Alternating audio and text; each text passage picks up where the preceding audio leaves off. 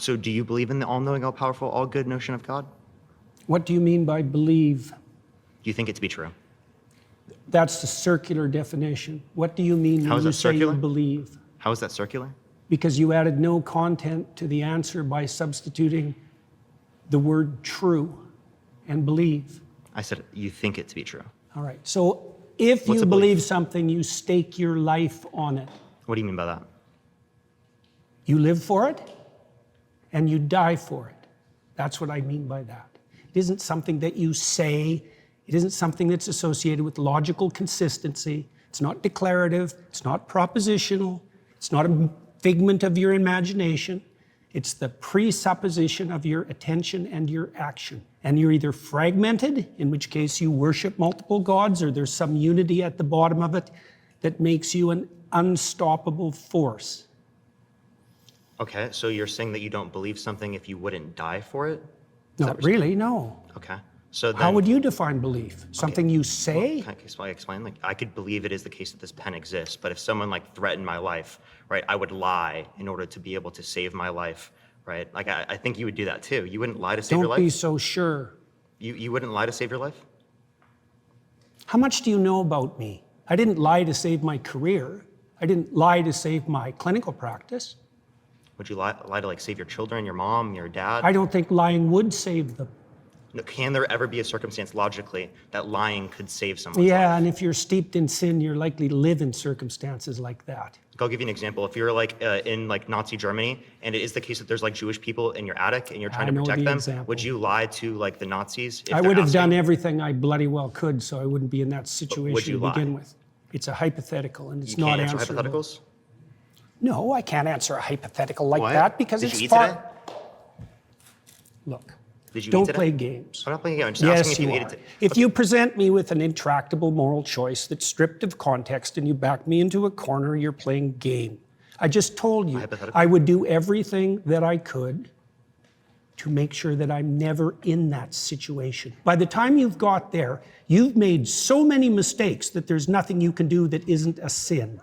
Being born in Nazi Germany and trying to protect people that you care about, like there could be a Jewish friend that you have and you want to protect them. I think you should just give up on that line of questioning. Give up on just like trying to clarify your position?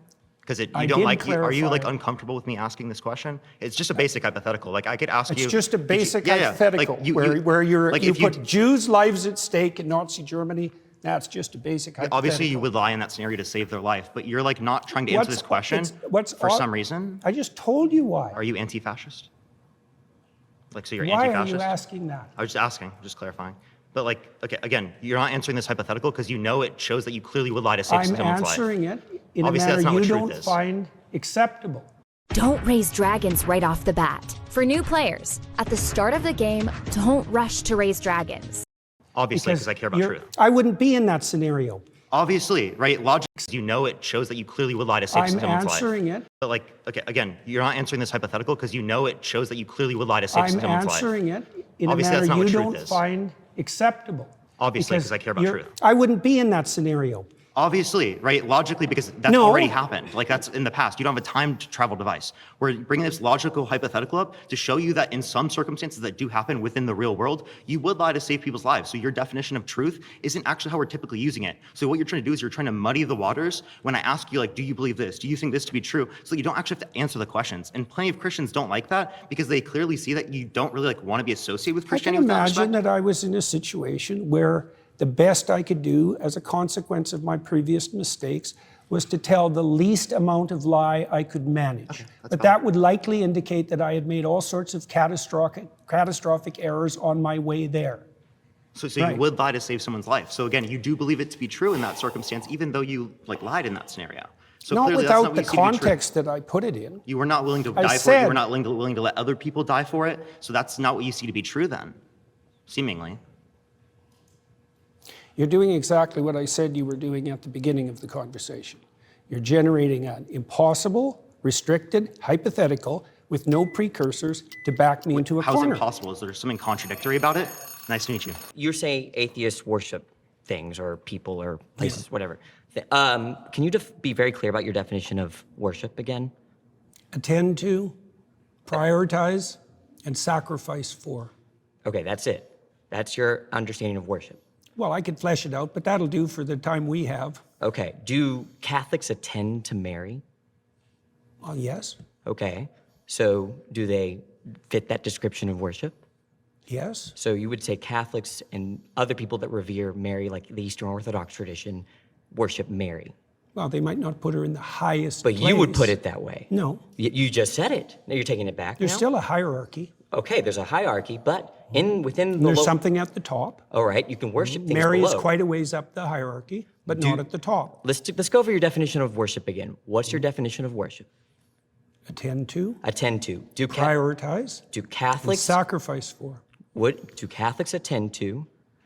Do they prioritize Mary over all other human beings? No, I didn't say overall, did I? I didn't Well, add that to my you definition. understand- I said there was a hierarchy as well. You attend to So you can Catholic. attend to something trivially, or you can attend to it deeply. And now there's you're a- adding stuff to the definition. But your original I definition. added the hierarchy part at the beginning. Are you just familiar? didn't understand it. Are you familiar with the Immaculate Conception? Why is that relevant? Because you go to a Catholic church, don't you? Or you've attended recently. You're interested in Catholicism, aren't you? Sure, All right. Are you familiar with their doctrines? somewhat. Okay, you're Their familiar. doctrines are very how do they deep. regard Mary? Why are you asking me that? Because you're a Christian. You say that. I haven't claimed that. Oh, what is this? Is this Christians versus atheists? I don't know. You don't know where you are right now. Don't be a smartass. Well, and I mean either it, you're a 'cause I Christian won't or you're talk not. to you if you're a smartass. Oh, either you're a Christian or you're not. Which one is it? I could be either of them, but I don't have to tell could be- you. You don't have to tell me. I was under the impression I private. was invited to talk to a Christian. Am I not talking to a Christian? No, you were invited to. I think everyone should look at the title of the YouTube channel. You're probably in the wrong YouTube video, You're really quite something. You are. aren't I? But you're really quite nothing, right? You're not a Christian. Okay, I'm done with him. That was beautiful. Peterson detected the presence of a trap from its earliest signs, something not easy to do in the middle of a debate, especially under the pressure of being surrounded by 20 people who opposed him. He refused to engage with debate, which came disguised as innocent questions, while simultaneously calling out the checks being used. It was an impenetrable defense. What happened afterward was quite interesting and shed light on the nature of psychological human development. Once the checks failed to deceive Peterson and were exhausted, frustration began to rise, and the maturity level of the debaters reached its limit in trying to achieve their desired goal. This led to regression into a less mature stage of development, a kind of psychological fallback or survival mode. If one stage fails, the mind often reverts to a more primitive level in an attempt to maintain a sense of control or self-preservation. At the same time, this regression creates an opportunity to reevaluate that failed stage and refine what went wrong. For the trickster debaters, this becomes a fork in the road. Either they recognize their mistakes and grow into a more mature state, or they double down on their tactics, becoming even more twisted and deceptive. The latter path leads to deeper degeneration over time.